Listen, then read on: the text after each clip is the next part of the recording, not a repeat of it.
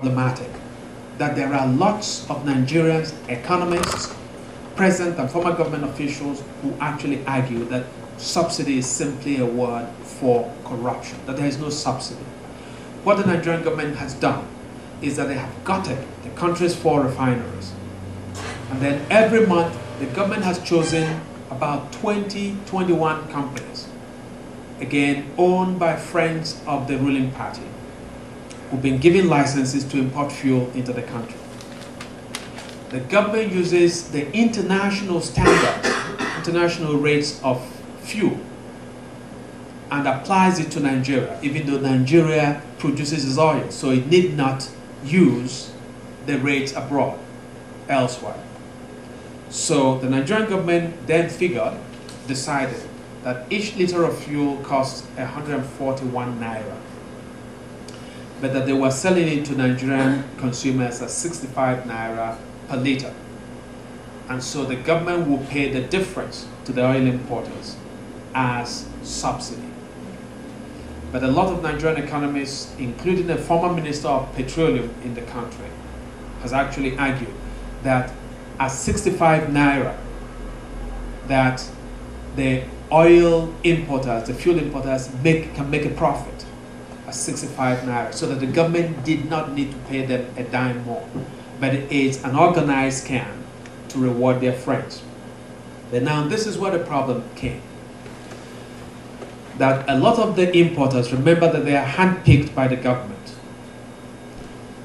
go to a foreign refinery, say in Singapore, and they buy a shipload of fuel.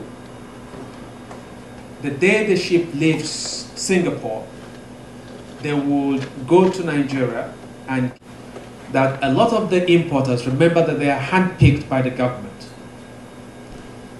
go to a foreign refinery, say in Singapore, and they buy a shipload of fuel. The day the ship leaves Singapore, they would go to Nigeria and give Nigerian officials, corrupt Nigerian officials, papers to sign that the ship already arrived at the port in Nigeria. Because they have built into these contracts that the government has to pay demurrage for any day that the ship arrives in Nigeria and is not offloaded. So it's still in Singapore, documents are signed that the ship arrived, and that is taking a week and has not been offloaded. After a week, they then sign papers that the shipload has been unloaded, the fuel has been unloaded. Nothing has happened. They take the ship into international waters for a day and they swing back. They say, we brought another shipload. And so with one vessel of fuel, sometimes they get paid 7 times. And sometimes after collecting money for those 7 times, they then take the fuel to a neighboring African country where they will get even more and sell it there. So the Nigerian government, and Jonathan in his election last year, was known that a lot of the oil importers, fuel importers, gave massive amounts of money to his campaign. And people believed that the trail was from these corrupt deals. You know, people who were double tripping, quadruple tripping one vessel of fuel. That the government, Jonathan knew what was going on, and permitted it so that he could collect money with which he bought the election. Well, so the government kept saying suddenly that it was broke, that it budgeted 400 billion naira for oil fuel subsidies, but had spent 1.7 trillion. Okay. Within 400 billion, even if we accepted that there is such a thing as subsidy for fuel, within the 400 billion, there was already a great margin for corruption there. But what has happened is that the government then permitted its friends to do all this round tripping and so on, and so the thing just went balloon beyond levels that the government could not sustain. So the Nigerian government then said to Nigerians, we need to do infrastructure again, that language. So we need you to start paying the full price, what they say, quote unquote, the market price of fuel.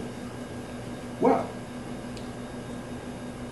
so, and the argument was still ongoing.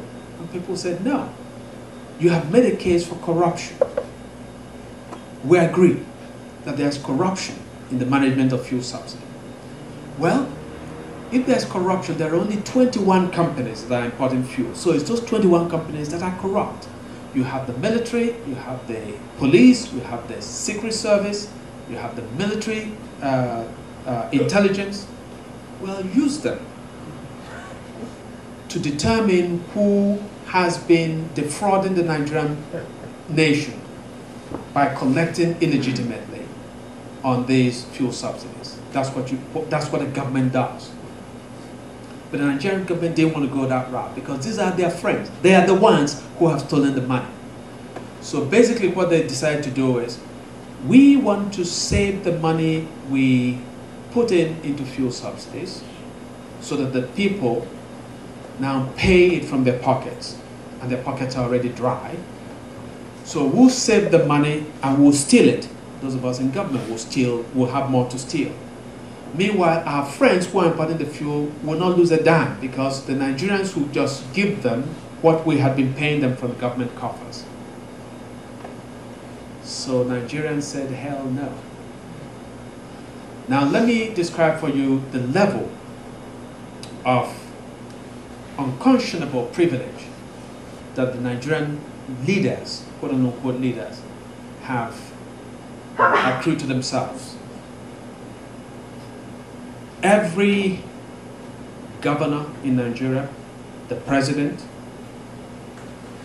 have what they call security vote. The minimum that every governor collects as security vote per month is $2.2 million. Now, what is security vote? Nigeria has a way of taking an idea and giving it a peculiarly Nigerian spin.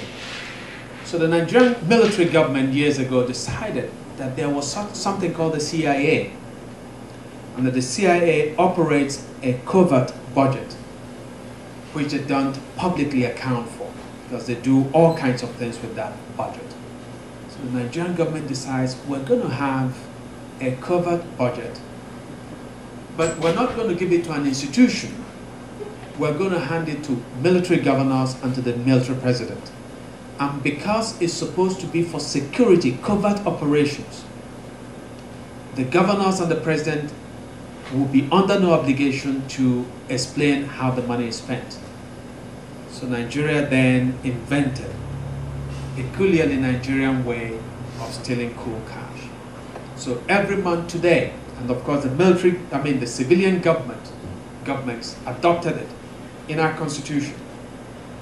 So every month, and the state governments set the levels of security vote. So a governor bribes his state legislature, they can bump up what he gets as security vote.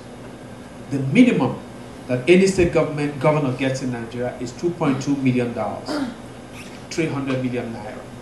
Okay?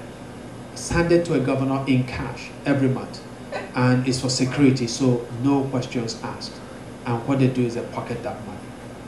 Now, if that was all that governors told, Nigerians would actually canonize them.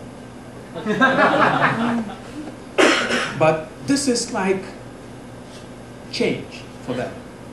Now, Nigeria is a country where a governor gets around and awards a contract to build a road at $1 billion, a contract for millions of dollars, hundreds of millions of dollars. It's understood by the contractor, by government officials, that no road is to be built. In fact, that you need not move sand. Meanwhile, payment is made up front. The contractor pays off the governor and some top officials, and everybody is happy.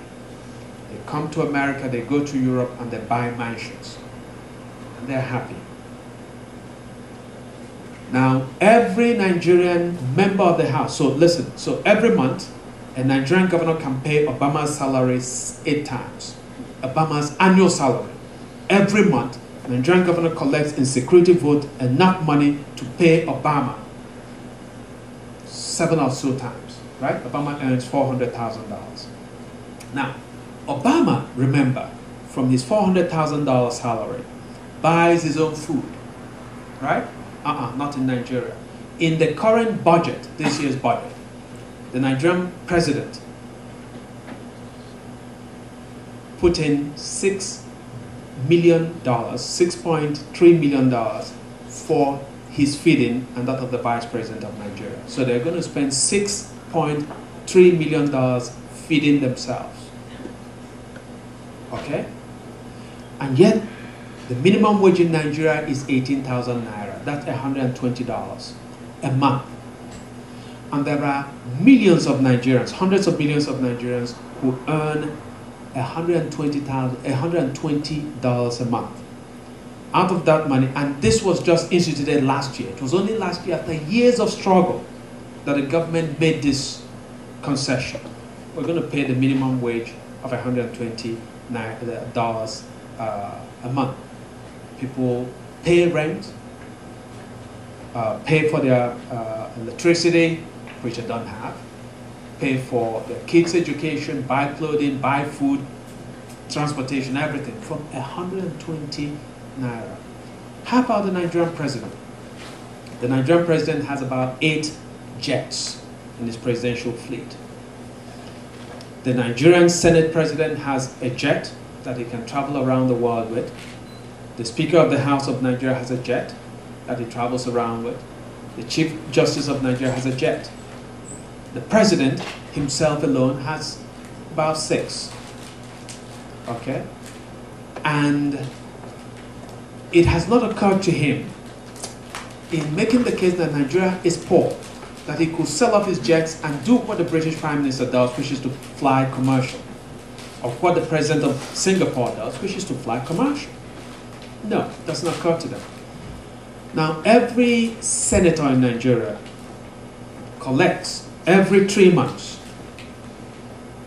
$1.7 million in what they call constituency allowance. Every member of the House of Reps, 450 of them, each member collects $1.4 million every 3 months in constituency allowance.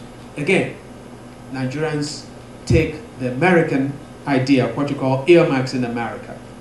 And they say, okay, American legislators, congressmen can write in earmarks for projects in their constituencies. So let's give our legislators money for projects in their constituencies.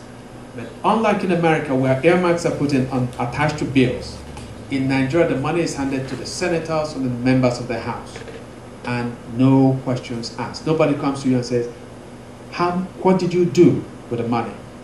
So the money is again put in their pockets. And if that was all they took, Nigerians will call them wonderful men. But if you look at the session of the Nigerian Senate, or the House of Reps, you see that it's empty seats that make laws for Nigeria. They don't bother to come to the House, except when there's a bill that the President has pushed, and they basically come around and they get money from the President. You know, they don't read the bills. You know, they say, hey, what's in this for us? And the President hands them money, and then they sign it. Okay? The President wants to appoint somebody into any office. The most unsuitable